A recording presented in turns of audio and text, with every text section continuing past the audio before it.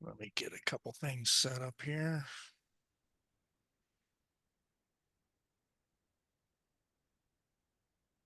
All right, let me make an adjustment. Okay, let's go ahead and kick this off and we'll get everything chugging along here. Hmm. See my screen okay there, Brian? Yes, sir. I All see a right. fit. Yeah, that is one ugly fish. I'm not a fan of koi. I like trout myself, but we'll take what we take what we can get. I liked it. I thought it looked like an eager fish. He looks inquisitive, right? He's surprised, like, what? What? Yeah. Well, No. let's go ahead and get things rolling. Thanks, folks, for joining. My name's Chris Eckert, managing partner of Sologic. Soon we'll have Michelle Lee, who's our business development specialist, but I've also got special guest President Brian Hughes with us. Welcome, Yeah. Brian. Hey, everybody. What's up? Here, let me see. I don't think I'm presentable. Oh, yeah, I am. Look. Hello. I think that's still subject to debate. Oh, buddy, come on. It's cold here. It's still freezing. I'm not used to it. We got some weather blowing from the north or something. So I'm just trying to stay warm. Well, let's go ahead and rock all our topic. We've presented on this a few times, and for those of you who are new viewers and first time participants, welcome. We're glad to have you here. For those who've been here before, thanks for coming back. We've had this topic multiple times in the past. Both Brian and I have presented on this, and it's a fairly popular topic. So we like to repeat that to make sure that it gets the coverage because we do know that a lot of people apply this in their problem solving efforts. So I wanted to give it a little bit of an overview. Maybe you haven't used these, maybe you're not familiar with them. So we'll give you a quick overview, but then show an example of each of these at play. There are some limitations, so we want to equip you with the knowledge of when might be a good time to apply this versus not, and then also show it in context with how it compares to Sologic root cause analysis.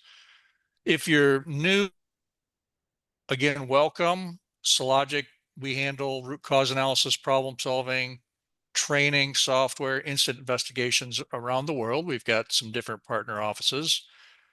I'm coming to you from Midland, Michigan, and Brian's coming to you from Seattle. Sunny. We work Brian, any other opening thoughts or comments? Oh no, this is good. No, I like the subject. I think it's a fun one. It's interesting. So no, I'm just looking forward to it. But let me know if you want me to chime in on anything. Oh, you jump in at any point. Brian has got a tremendous amount of experience in application of root cause analysis, both on the investigation side, the training side, and also special projects where we sometimes apply some unique techniques and approaches to various problems. For Sologic, we are again dedicated to problem solving of complex problems. We work with a wide variety of functions within a wide variety of organizations. Safety, quality, operations, reliability are all really large sectors for us, but we also touch on IT and so forth, as you can see. So this is a broadly applicable topic that works for a lot of things. Being that it is the second full day of spring, despite some of us who got snowed on yesterday. Those of you who might know me know what I do this time of year, and this is what I'm going to be doing tomorrow. And if anybody's got a guess what this is, you probably know what is happening here.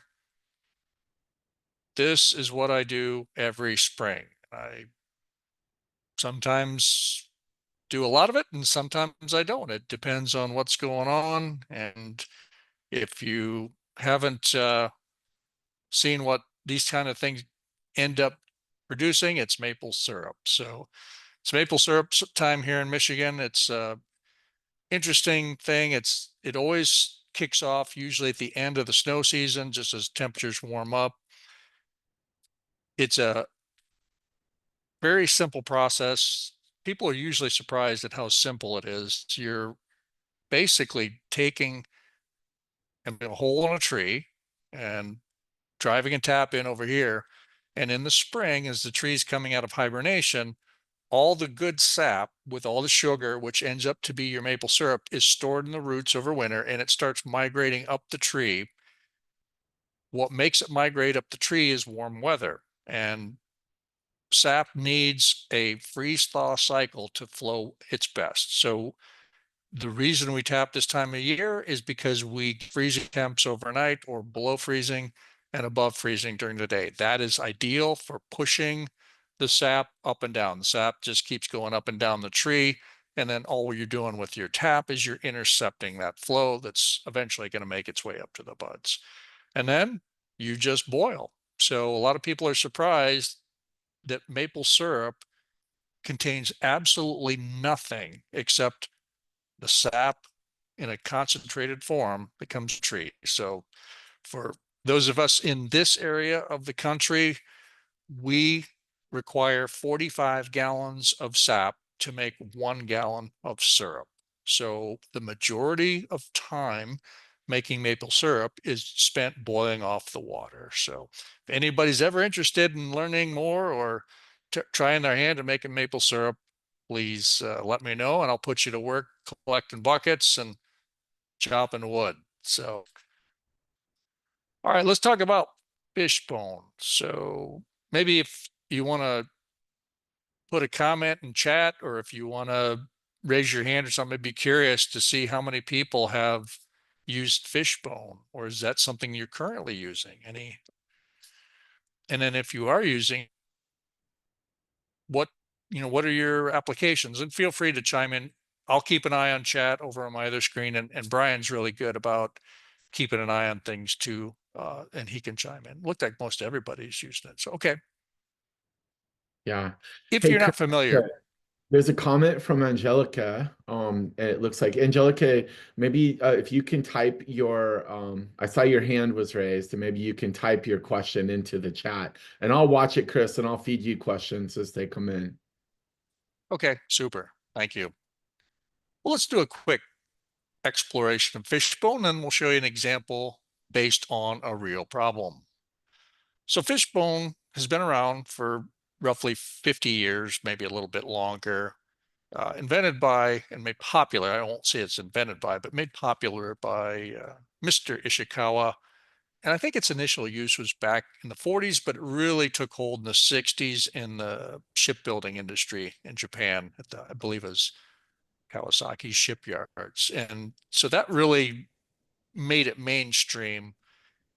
In a nutshell, it's structured brainstorming. And what we're going to do is brainstorm potential causes centered on different categories. And some of those traditional categories, they used to be 5 or 6 M's, included manpower, methods, machinery, materials. You can have some additional ones, management, Mother Nature, or the environment, and so forth. So what you're doing is you focus your energy. And if you're doing this with a team, you focus them on looking for causes, for example, in the area of people or manpower. What about the people, or what is it that they did that may have contributed to this problem? And then you do a brainstorming. You can also customize your categories. There may be opportunities to create your own specific to your situation, and you're able to do that. One of the end thoughts is that you ultimately, with any problem, regardless of what technique that you're applying, your ultimate goal is to find solutions that prevent recurrence. If you're using Fishbone, you're going to be looking at a list of causes that have been brainstormed that then enable the team to decide which ones they want to tackle with their solutions. In other words, you're going to vote on root cause. As you can progress, there's some benefits to that, but there's probably more drawbacks to when people are voting on cause. But we'll take a look at that. So here's the visual. I think most everybody's probably seen this, where the reason it got its name Fishbone is because the geometry looks like the skeleton of a fish, where at the head is your problem that you're trying to prevent, and then the bones represent the different categories where your potential causes reside. To illustrate in a real life scenario, let's take a look. Let's use this as an example where we can look at how a fishbone might end up looking if we apply it on something that's fairly routine. So let me just read this to you and then we'll take a look. So we had two workers, they're working in a shop. This is a custom wood shop. Two workers were carrying a 12-foot long 8x8 laminated wooden beam across the shop from the glue jig, different work areas so it could be cut to length and sanded prior to having their finish applied. Workers were focused specifically on moving the beam so they weren't watching closely where they were stepping. The injured worker said he didn't see a cordless drill laying on the shop floor. He then stepped on the drill. His right knee twisted and he felt a pop. His knee felt unstable and he was in a lot of pain. He was taken to medical where an MRI determined that he had a torn ACL. And that resulted in a recordable injury. So I'm going to jump over to CauseLink and make sure I probably lost my screen share here, right? Chris, I can see your screen. Oh, you got it? Okay, thank you. Need to put my glasses back on. All right, there we go. So this is an example. So let me zoom in a little bit in the upper area. So before I do, we've got our categories: machine, method, materials, change manpower to people. And this is in CauseLink, so you can label these anything you want: measurement and environment. And so what we're doing is we're applying the thought processes associated with each of those categories to brainstorm causes. So let's take a look under machine. We learned we had hand tools, specifically a cordless drill, talked about a glue jig. Under method, which is more commonly associated with procedure, we were manually carrying a beam, poor housekeeping, pre-job assessment. So I've pre-brainstormed all these, but just wanted to show on a diagram how they're going to look.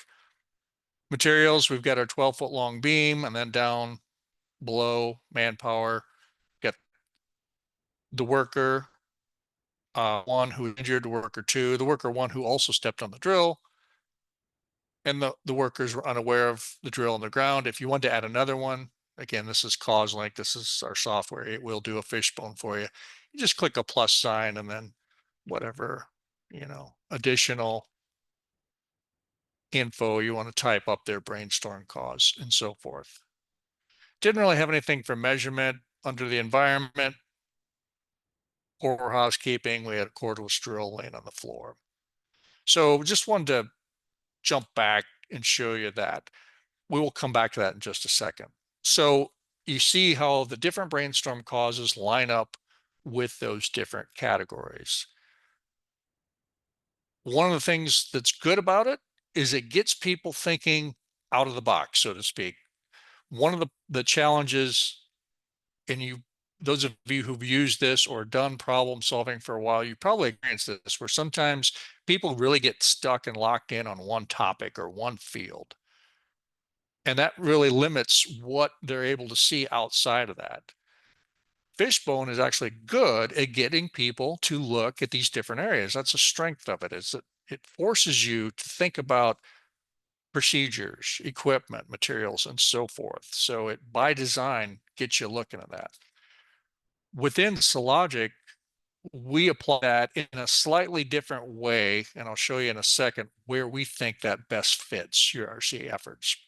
If you're just using Fishbone by itself, and those of you who've done this, you've probably experienced this, you don't have a rigorous focus on cause and effect. And we really believe that's an important element in your root cause analysis, is to document the cause and effect relationships. It really helps tell the story cleanly and clearly what took place in this incident. That's one of the shortfalls of Fishbone, is it doesn't have the ability to communicate cause and effect relationships. And it doesn't have the ability to reflect the interconnectivity of causes that cross different categories. We'll see that in a more expanded chart in a second, how that isn't able to do that. it also usually stays at a fairly high level. It's not going to usually take you into the deeper seated, what we call systemic causes, which are where your proactive and preventive solutions tend to take place. They tend to reside. It also doesn't really have the rigor to delineate truth versus speculation. And so you end up with some false or inaccurate causes that look like they're just as valid as the ones who are valid. Um, and part of that's because it doesn't require evidence. So just point that out quickly. Brian, before we move on, any comments on Fishbone at this Yeah. point? Well, I mean, I think that it helps. It's helpful because it is you're going down a list of categories and you're using them to sort of guide your where your brain is looking, because it can be confusing sometimes when you're trying to figure out something that you're not familiar with, or making sure that you're looking basically in under all the rocks and in all the corners. And so having that list, manpower, methods, machinery, materials, or whatever the list happens to be, it can actually really be helpful to help take a little load off your brain and make sure that you're looking in all the right places. But yeah, you pretty much nailed it. It's not super specific. Um, and it doesn't really, I find that it can be a little bit, well, it can compartmentalize things. It doesn't really show relationships very well, but I suppose you're going to get into that a little bit more as we move through. Yeah, thank you. Yep. And one thing we want to point out is we're not in the business of denigrating Fishbone. It's just that it's good for what it is, but it does have limitations. Our mission is to put that there so you can make the best decision if you're deciding which to go with. There will be times where you might want to just do a Fishbone. There will be times where that's probably not the appropriate. All that said, you're going to see something shortly from here where we do integrate Fishbone every single time we do an RCA. We just have a slightly different way that we use it. Before we do that, let's move to our next topic is 5 whys. Our whole purpose of this webinar is to understand, are they credible, but more importantly, when and where would these be appropriate for you to use? 5 whys. This is pretty common too. A quick show of hands. Can you click on how many who are in the audience have used this? I would bet many of you. I see a lot of hands going up there. Yeah. Yep. Yep. Pretty popular. Much like Ishikawa, this also became popular in the 60s from Toyota and Toyota Motors. This was originated prior to that, but it really took its stronghold in the 60s, and Toyota used it on the assembly line floor. Practical, easy, and it's still used frequently. For those of you who've been through Six Sigma, you've probably been trained on and used 5 whys inside of your overall problem solving efforts. The basic theory is that whenever you have a problem or some undesirable situation, if you ask why 5 times, you will get to the root cause. There are some attractive benefits here. It's quick. It's also very easy. And this is one of those concepts that really helps the frontline workers. And that is one of the more common uses that we see is, especially in manufacturing or operations, teach the frontline, whether it be operators or maintenance performers, this concept because it's logical. It is the basic building block of cause and effect. You can use it on anything, and it's fairly simple. So we do see that this is usually an individual activity. So let's go back to the example we just looked at. Won't read it again, but let's start. One thing to notice about a 5 why that I'll point out that also is in common with Sologic root cause analysis and the way we approach cause and effect is you start in the present. In this case, we start with that undesirable situation if we're doing a reflective RCA. Brian, do you like that? Brian's coined the reflective Reflective. RCA. No, well, I'm also calling it the oh, there's another word that I've been retrospective, Chris. Retrospective. Yep. See, Reflective, I'm retrospective. already behind. Well, I Reflective, don't like retrospective. I just hate like there are people that say, "Oh, RCA is reactive." It's like, no, it's not. It's not reactive. We are looking backwards. So I found words that I thought were a little nicer. I like those. I think they're good. Hmm. So when we take our retrospective approach here, 5 whys, we start with desirable outcome and we ask the question why, what caused it, or how that happened. In this case, we have a recordable injury, torn right ACL. Why did that happen? Or how? It's because the right knee twisted. And you notice as we're building this out,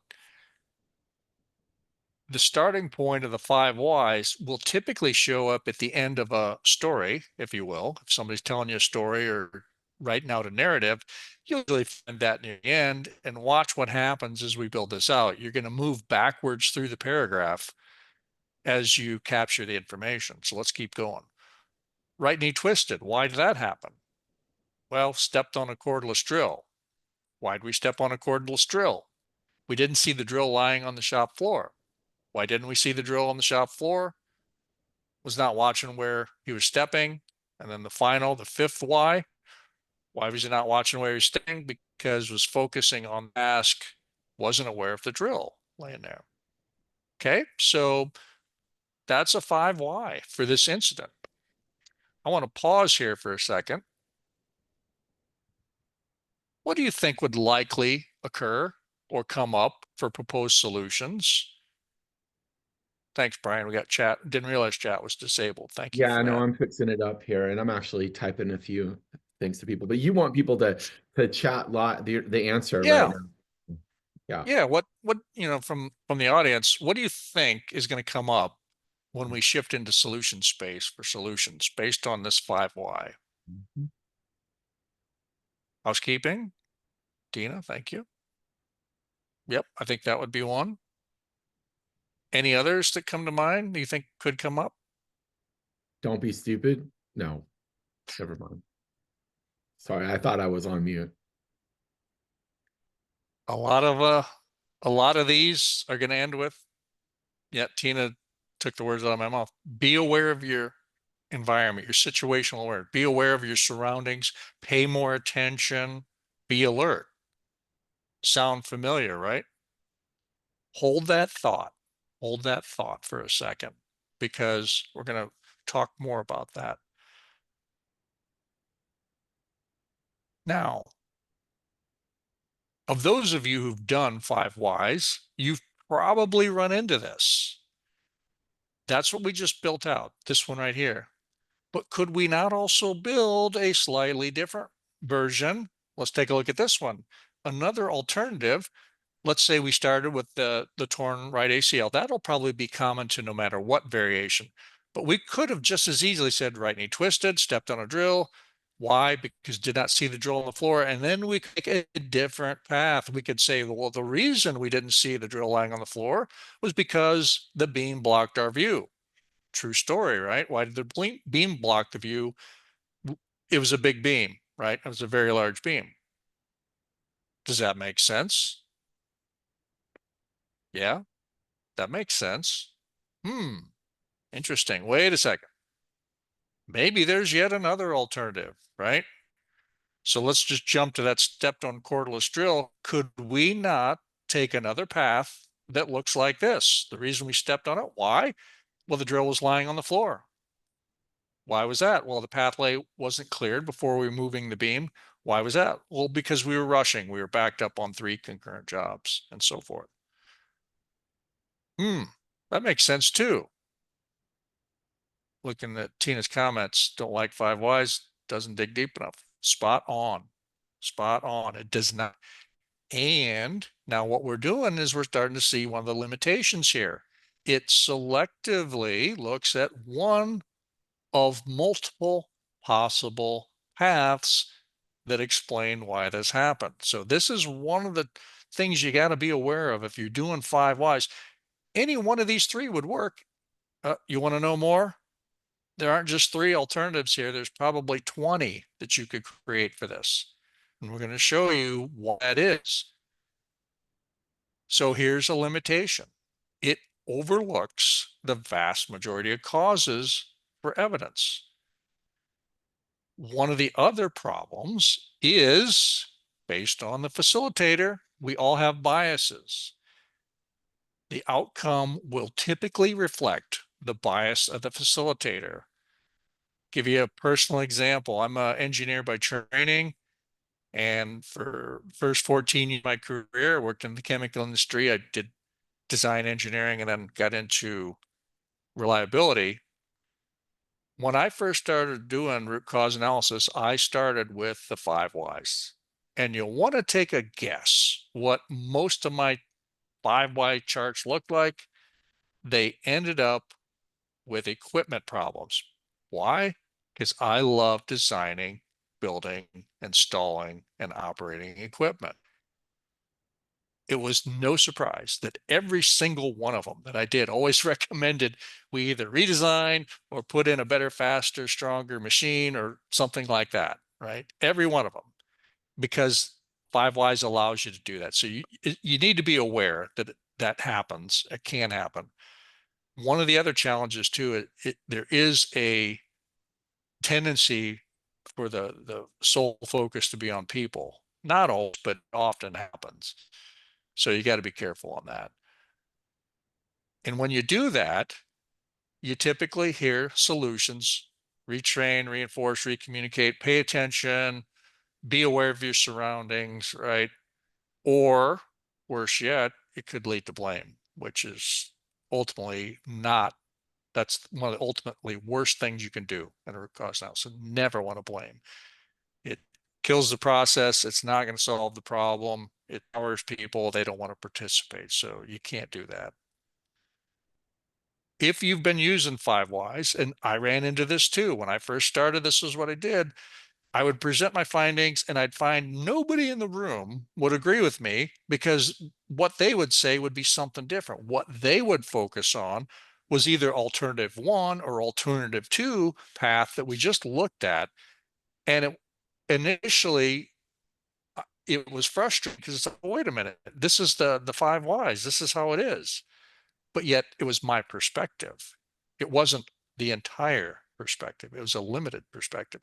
So if you ever wonder why, and it's set aside whether you do an RCA or not, if you're in a room of people and there's a problem and the big boss says, hey, well, what's the cause of this?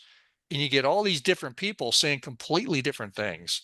The reason is there's a logical reason why that happens, because each looking at different elements of the greater cause and effect chart. Because the cause and effect chart has branches, people selectively see and or focus on different branches. We'll show that in just a second here. And then the other thing too is you only want to use 5 whys on small problems. If it's a day-to-day thing, or you're trying to help an operator apply troubleshooting on the personal job, it's fine for that, small things. But if the problem gets big, you need to be seeing a bigger piece of that puzzle. So Hey, if Chris. you're not familiar, yes. Oh, sorry, buddy. I didn't mean to barge in on you, but so you got a couple of comments coming in too. So first off, I'm trying to answer these in the chat to you in real time. But Sean Gallant, I hope I said that right. It might be Gallant. Sean, his comment was you could switch to a drill press on the last example, right? Then you don't have the handheld drill in the floor. But he's kind of jumping ahead to solutions a little bit, but in that sense, you're swapping out equipment, and maybe it even, but I guess the point is that even with the simple 5 whys, it still gets people thinking about causes, right? So it does have its limitations, but it is, it is helpful in some sense. I see. Thank you. And thanks for the questions. And really, Brian and I'd rather have your questions than us talk. We've got some things we think will help, but ultimately we want to help you guys. I want to call out Yusef's question. Should we stop with 5 why or can we go 6 or 7? We'd recommend going 6, 7, 8. It depends on the size of your problem, but we're going to jump and shift gears and show you how we'd represent this chart in Sologic. And it'll partially answer your question, I think. But Mm. the bigger the problem, the deeper you should go. Anything you want to add there? Yeah, no, I don't think that you should limit yourself. And you know, f five is such a random number. It's easy. You can see why they went with it. It's easy. It seems like it goes far enough without going too far. But I consider it to be completely random and completely up to the user, you know, as to how far you Yeah. need to go. You got to make that call on your own. So let's take a quick look at Sologic. And Brian, do you think this could represent the best of both worlds? Best of all three worlds? Oh, I suppose it would. I mean, I don't know. We've only been working on this for I don't know how many years. So hopefully we're not just making it up on the fly today. I think that we might have something. We might be onto something. So what we're trying to do and what we feel is important for effective RCA is you got to provide enough and or a complete picture of what happened. We need to caveat, you'll never see the complete picture of anything. But what you'll see is enough of the picture to A, clearly understand what happened, but B, generate those solutions that prevent that from coming back. That's your goal, right? Solutions. So we've got to understand what we're looking at first, and you're going to be able to provide a very comprehensive picture such that you understand the important elements so that you can find the solutions. And this means we need to be looking at multiple causes, and those causes need to be supported by evidence. So one of the problems back with Fishbone, there's no evidence required. So somebody could be chasing invalid cause, and you certainly don't want to be spending money trying to eliminate causes that aren't real. We also don't screen or filter. We're trying to take the bias out of this. I think one of the most important aspects that get overlooked in all this is when you get into solutions, you're going to need to find those sticky, innovative, permanent, lasting solutions. And the more choices you have, the more likely you're going to find one that you can cost effectively put in place and be confident that it's going to be uh, durable and robust to last the test of time. Also, we need to make a business case. So we're big on making the business case of determining cost effectiveness ROI in the RCA so that you make good cost effective solution choices. Other beautiful thing, handles both simple and complex problems. Without going into, mission here is not to teach us Sologic in this session. We'll have other sessions where we'll go in more depth, but it's 5 steps. First step, gather, manage data. The second step, develop the problem statement. Third is the heart of the RCA, which is development of the cause and effect chart. The fourth is then generate solutions. And the fifth and final is to generate that report. Here is where we take the concept of Fishbone and embed it in the first step of the process, which is the data and evidence gathering step. What we feel is that while Fishbone's not great at analyzing causes, it is good at helping us look at the different sources where these causes and pieces of evidence come from. So in our training, we call it the 4 blocker. We want people to gather evidence in the form of people. What was their role? What did they do? What was their training? What should they have done, etc. Another separate category we call procedures and documentation. This would be your drawing specs, your work orders, training, things like that. Down here is where we hit the equipment, but we expanded a bit to include software, your control code, could be a system too. So what about the equipment design, etc. Lower right-hand corner, the work environment. Could be atmospheric, it could be uh, environment in terms of the psychological environment. Maybe we've just laid a bunch of people off and people are stressed or they're doing 2 jobs or things like that. So we feel Fishbone really helps people in the data gathering so that they don't just look at the people issues in isolation. They look at everything. So that's a really good way to go about it. Mhm. Chris, you know what? Tony Aguilar is on, and he said that exact comment. If anything, the fishbone diagram might serve as a good data gathering tool, and that's Yeah, exactly how we use it. yeah. It's a great way to do it, and we think that's powerful when you do that. Briefly, I'm not going to go into great detail. I'll just jump to the chart after this. For the recordable injury example we're looking at, a couple key things. We break into multiple causes. So you got to have both of these. In order to get that torn right ACL, you need to have a right knee twisted and, keyword, and there has to be sufficient force to tear the ACL. So you can't see it, but if I lowered my camera down, I'm twisting my knee right now, and I am not tearing my right ACL. And I can sit here and do this all day long, and I won't tear it. So to say in a isolation that, oh, you tore your right ACL because you twisted your knee, well, no, there's more to it. Multiple causes allows us to specifically and clearly communicate the multiple thing came together. When my right knee twists and I apply sufficient force, then I'll tear it. So you got to have multiple things. So we find that that's more accurate. So if we look at the injured employee in a more conventional cause and effect form, let me just read this through and we'll show you where you can avoid some of those pitfalls of 5 whys. So we had the torn right ACL, which was caused by the right knee twist and sufficient force to tear the ACL. The right knee twisted because we stepped on a cordless drill and we were unable to recover from the twisting.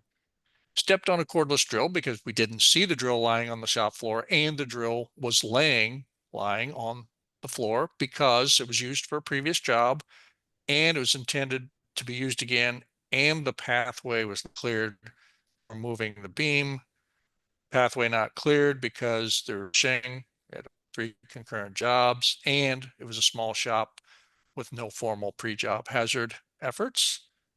Up top, didn't see the drill on the floor because was not watching where he was stepping, and the beam blocked the view because carrying the beam with both hands and it's a large beam. Wasn't watching where he was going because was focused on the task, wasn't aware of the drill. And then down at the bottom, we had sufficient force because we had the severity or the degree of which we had twisting action and the weight of the worker plus the item they're carrying, which is the weight of the beam, because the worker weighs $180 and the beam weighs 100. So just step back a second, point a couple things out. Notice our original 5 why path is right here. It's this upper path. So we don't want to mistake and communicate that 5 why doesn't uh, describe accurately happen. It accurately describes a piece of what happened right here, this upper section. But this is the remaining piece that we also want to include. And A, it demonstrates you've looked at the whole problem, but B, as somebody mentioned, you might change your drill. If we only looked at the top line, your focus is on the drill. And there's another right here, use the drill for previous job, basically a hand drill. It could open the door. Well, do we need to use a hand drill? Well, no, let's use a drill press, right? So it opens the door to additional thoughts. So in a quick view, for any given event, no matter what approach you're taking, if you're doing 5 whys, you start with the undesirable outcome and you're going to go back in time. Each time you take a step backwards and ask why, and you're going to get to a point further back in time. Usually you're putting your solutions in place. Whoops. And then by doing so, by taking a more of a cause and effect approach with, say, for example, multiple cause analysis, like in Sologic, you're going to end up with a much broader view of what took place, including multiple causes. So going back to that meeting, if you've been in that meeting where people are arguing over what the cause of a problem is, the reason they argue almost all the time is because maybe I'm saying this is the root cause up here, but somebody else in the room says, no, that's the root cause. somebody else says, no, it's over here. In actuality, they're all right. They're all working and looking at the same problem. It's just that they are selectively choosing, because of bias, to focus on one particular area of the chart. When you do RCA and you produce these cause and effect charts, what you're showing your bosses and other people is we're looking at everything. And you're showing them that we did look at your issue and we included it, and you're right. That is a part of it. So this eliminates a lot of that Yeah. arguing. And Chris, you have a neat graphic, although I bet it might not be in this particular PowerPoint, but when you start eliminating those branches, you're basically taking out the whole branch, like so finding multiple solutions, not limiting yourself to quote unquote single root causes, looking for contextual solutions, looking for solutions that control direct causes, just looking for ways that you can change this is a much better platform for that. Yeah. And if you haven't spent a great deal of time doing root cause analysis and cause and effect analysis, theory on solutions is, let's, for example, say we put something in place to eliminate this cause. Solutions work because they eliminate causes. Maybe we don't, maybe we spend a little more time OT, or we staff up, we run a second shift so that we're not backed up on 3 concurrent jobs. Hypothetically, maybe there's another issue there. If we do that, though, the way the theory works in cause and effect, we eliminate this cause. We eliminate this one, that eliminates this cause. The pathway is not cleared because we won't be rushing. Therefore, drills won't be laying on the floor. Employees won't step on them. They won't twist their knee, and they won't end up with a torn right ACL. We could do that elsewhere. We could go, over here. Maybe we use a carrying assist, maybe an overhead crane, instead of asking people to carry a very large heavy beam where injury becomes much more likely. Um, we don't have them carrying it, or so on and so forth. So they don't have to look at the floor. So a host of options there. I want to jump a second, and I want to bring in CauseLink. And so CauseLink can do 5Ys, Fishbone, and Sologic, obviously. But I wanted to show you one thing that is available if you want to do it. If you're using CauseLink, and Brian, feel free to jump into if you get any suggestions here. If you've gone to the effort of brainstorming these, maybe you want to capture these, and you know that, I'm going to build a bona fide cause and effect chart. There's a function on here where you can take the work that you've already generated, and I'm hovering over it. It says add to cause and effect chart. I'm going to click that. It asks me, what do you want to have included? I didn't have any causes for measurement. I only had one material. I'm going to turn off the materials and measurement labels, but I'm just going to leave the rest of it checked. I'm going to go ahead and click add to chart. And what it did is it ported those over and began to arrange my chart for me. Notice it brought the labels over: method, machine, environment. Mhm. I turned off the material, so it just went right to the beam. Brian, did you have a thought there? Oh, yeah, I think that it's pretty neat that normally this is not the way that Chris and I would, this isn't the logic that we use when we're doing cause and effect analysis. That said, if the logic works for you, you like Fishbone, this is a great way to represent a Fishbone, but using the traditional Sologic and CauseLink cause and effect chart. And there's some real benefits to using this. Yeah. And if you wanted to, let me just clean this off for a second. Bear with me. If you wanted to, and we're going to shift over, this enables you to, if you want to stick with the 5Y approach, we've got the 5Y template that you can change to right here under the settings. Just click the 5Y template. And what it's going to do is it's going to essentially present all your information in a single page right here.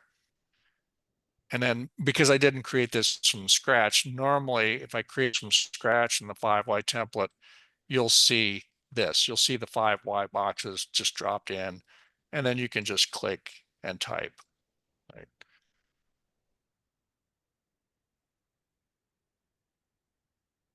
and so forth.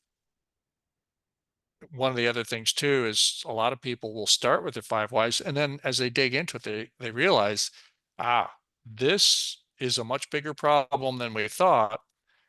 You can even do multiple calls right here if you want, and you can shift into that gear anytime you want.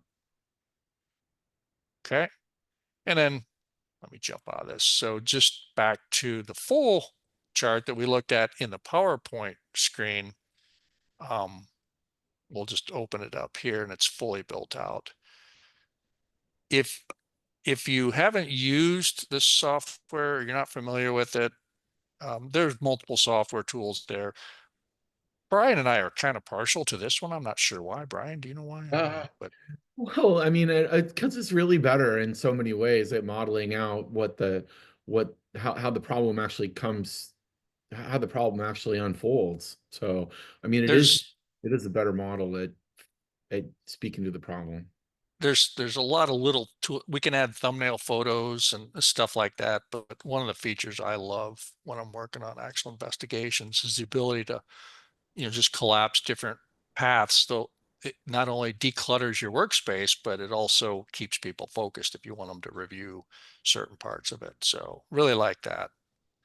Yeah. Um, so couple quick takeaways and then we'll move to wrap. And also, if you guys have any questions or comments, again, type them in chat. We want this to be for you. I would be remiss if I didn't do this. We've got a release that's coming out. What is it, Brian? 3 weeks, Well, roughly, we think. uh, I mean, John promises that it's not going to be a tax day release, so that's what we keep calling it. He's like, "Don't say that. You associate it with don't." Anyway, Yeah, we'll see this what is happens. this is going to be huge. So this is a new release, the 8.1, that's going to be out, we believe, in about 2 to 3 weeks. It's AI enabled. And this is probably one of the biggest new features we've added in many years. I started a chart, and here's the power of this additional feature. We're going to draw upon the collective wisdom of the interweb to find out what it thinks the cause of these problems are. So I just was going to build out a fictional problem here. EPA reportable spill, which was caused by 1,000 gallons of trimethyl death leaking from a tank, and the trimethyl death leaks are reportable at 10 gallons or more. I built out one more level. I said we had 1,000 gallons of trimethyl death leak out of the tank because we overfilled it. Now let's put AI to work. So what I'm going to do, hover over it. This blue box says you want AI to suggest them. Yeah, let's put AI to work. So I'm going to click it. This is real time. It's going out into the internet and it's searching on the most commonly expected causes of why somebody would overfill a tank. Level sensor failed, transfer procedure lacked volume verification, tank volume display inaccurate, operator distracted by simultaneous tasks. Now, probably one or two of these might be applicable to you, but not all. I'm going to do this. I'm going to click that one. I say, yeah, I like that. And I click that one. Level sensor failed. Let's see what it says for why was the transfer procedure lacking volume verification. Click it. Tell me what you think, AI. No documented volume limits. Training skipped verification steps. High workload. Procedure review process bypassed. I don't like any of those. So I ignore it. Let's go up here. Level sensor failure. So this release is basically like having another team member who can contribute causes. Let's see what they think here. Level sensor failed because maintenance overdue, corrosion, incorrect sensor type, calibration drift. There could be more. But the end of the goal here is to help teams that might be stuck get going again and propose possible causes for what took place. And if I pick this and I say, well, why was corrosion damaging the sensor? And again, we can just keep doing this all day long. You can ignore it, you don't have to, but it's there for you. So just wanted to show you that, kind of give you an inside glimpse of what coming attractions are. Hey, Chris, Let's, yeah, if you yeah, have a site too, you might as well show the solutions AI. As long as we're showing new features coming down the bike. This one's yeah, already. yeah. We got AI embedded on this. Let me just build these branches out again. AI can also, thanks for the reminder, Brian. I forgot about that. Go to solutions, and maybe you're stuck, or maybe you just, hey, what's AI think? Got a feature here that AI will read your chart. It'll make recommendations, and I'm going to click suggest solutions, and let's see what it comes up with. I have Yeah, no idea what it's going to come up with. something good. But I'm also doing this, Chris, because Michelle would be disappointed in us if we actually ended on time. I end on time. I end Oh, early. So okay. Brian's dragging me out here. You can blame Brian. If the text is a little too small, let me just give you a snippet of a couple of these. Implement a comprehensive housekeeping program to ensure work areas are kept clean. Conduct regular safety inspections and hazard assessments. Implement a clear pathway policy. Um, Consider implementing a job rotation system to reduce fatigue and improve focus. And I'm just cherry picking here. Um, Implement a system for storing tools and equipment when not in use.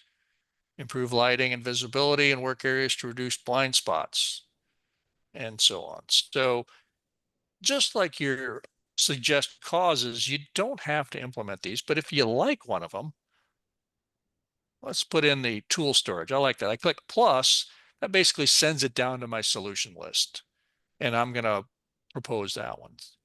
Of course, you can generate your own. That's traditionally how it's done, but another area that AI can help you. And then we also have some AI capability in the report summary generation screen as well. So anything else, Brian? No, I mean, I think the Yep. way to look at this is that we're treating the AI, and maybe you said it, Chris, and I missed it, but we're treating the AI as another participant, but one that can look at lots and lots and lots and lots of data and provide a perspective that isn't really possible from a person.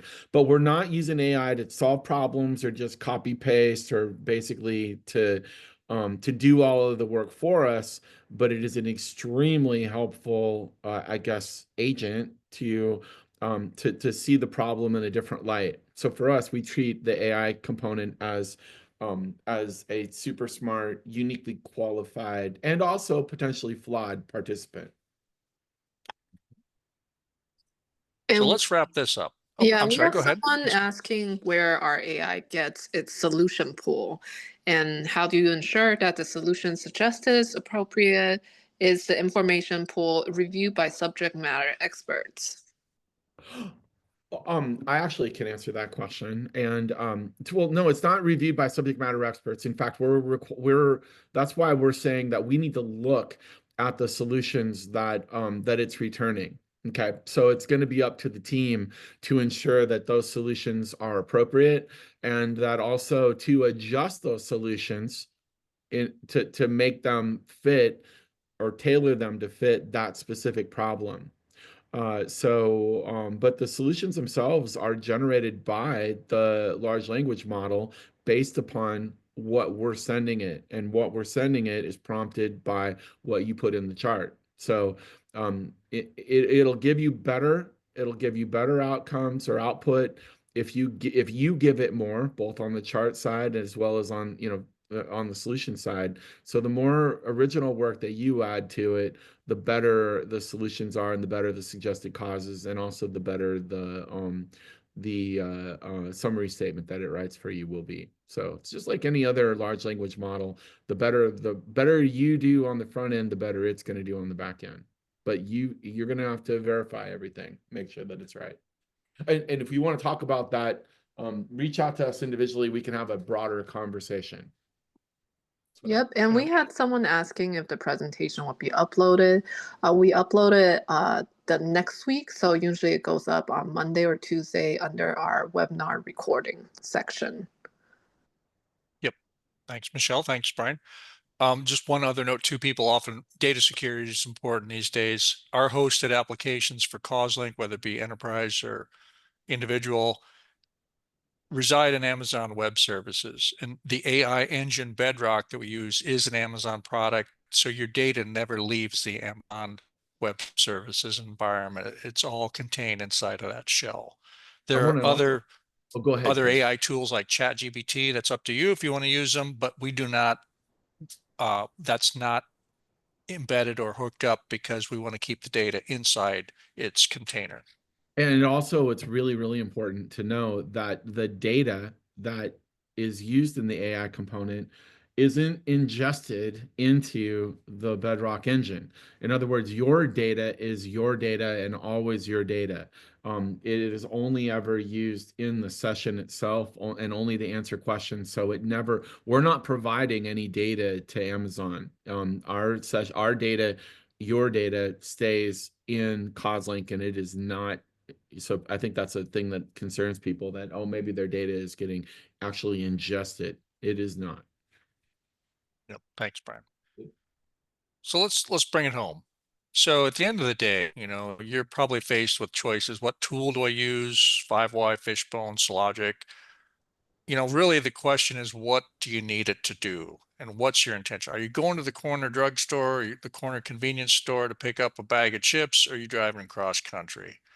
If you just need to go to the corner store to get a small bag of chips for the game, hey, hop on the old Pook or whatever your moped is. Could be a fun ride. If you get texted along the way that you can pick up pizzas and a 6-pack of beer, you're probably gonna have a hard time with that. That's probably not the best choice. If you're gonna go cross country and you want to go in fun and style and fast and enjoy the ride and have a little storage capability, you probably want to go in a car. Your 5Ys and Fishbone, they're simple, they're easy, they're like the moped, they get you to point A to point B. You could drive that moped cross country, but you're probably not going to have time, the storage, it's not logistically smart. So you can use either one. And the beauty, if you're using Sologic, you can use that like a moped, just don't put much time into your analysis. And you can take that to the corner store, but it also gives you the power to go big scale cross country if you need it. So each tool has its place.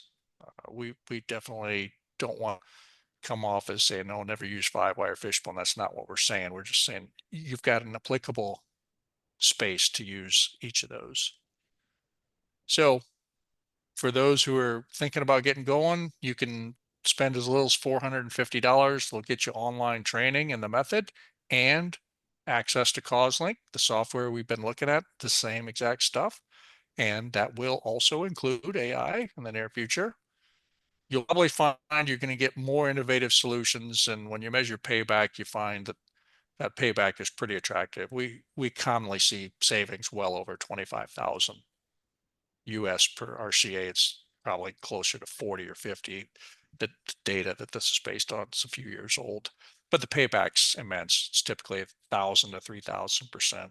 And just as we mentioned, you can scale this to simple things where you just spend a few minutes, or you can use it on catastrophes. So with What? that, yeah, go ahead, Brian. Oh Not me. yeah, I it's me, Michelle. I wanted to do a plug-in because both of our speakers today will be hosting a public course training in the upcoming month. With Brian, he is hosting a virtual FMEA specialist on April 15 to April 16.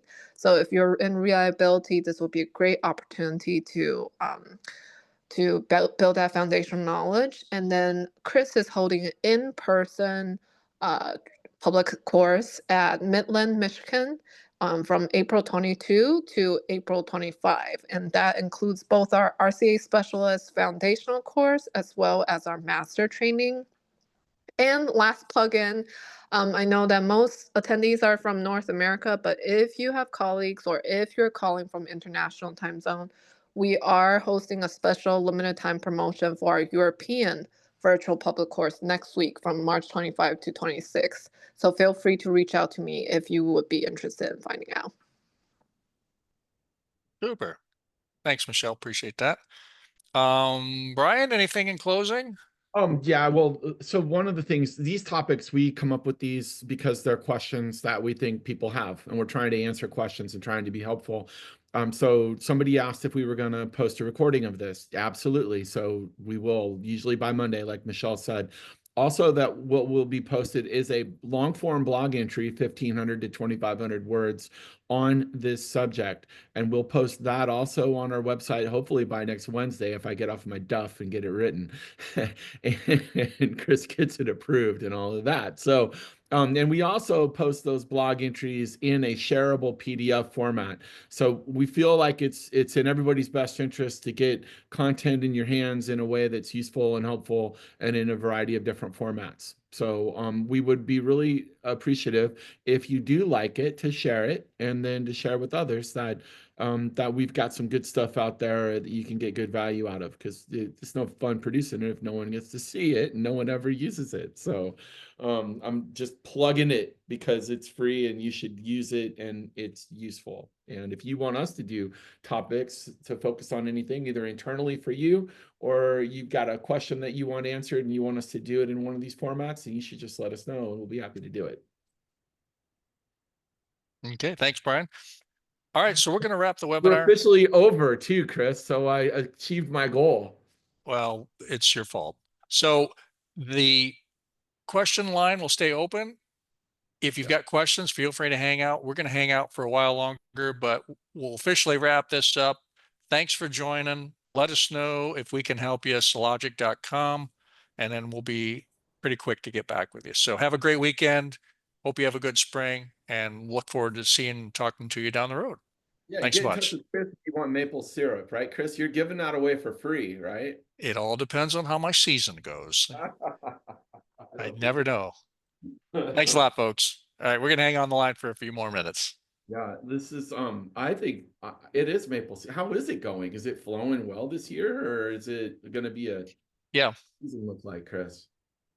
Yeah. So far, I think it's going to be good. I missed the first week. We were in Florida, but flows turned on and we had a pretty typical conventional winter, which is usually good for syrup. So first week was pretty good and things are looking pretty good. So I'm optimistic about this year. Yeah, cool. Well, that sounds good. Oh man. So do you have any fun plans for the weekend? Oh, hold on. There might actually be a question before I just start yakking. I'm ready to be done with my week. Let's see. What is the question? Hold on. Open.